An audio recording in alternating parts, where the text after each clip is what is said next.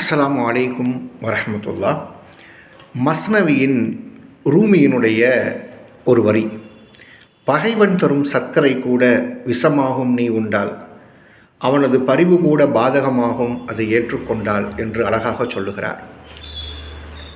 இந்த பாடலுக்கு கீழ் விளக்கம் இவ்வாறு சொல்லப்படுகிறது.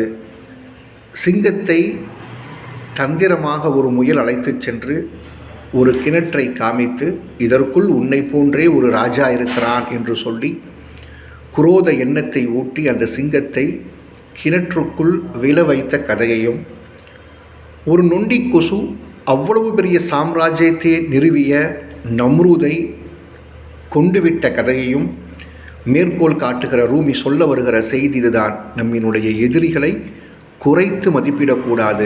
எல்லாம் வல்ல இறைவன் எதிரிகளை அறிந்து வெல்லுகிற வாய்ப்பை வழங்குவானாக.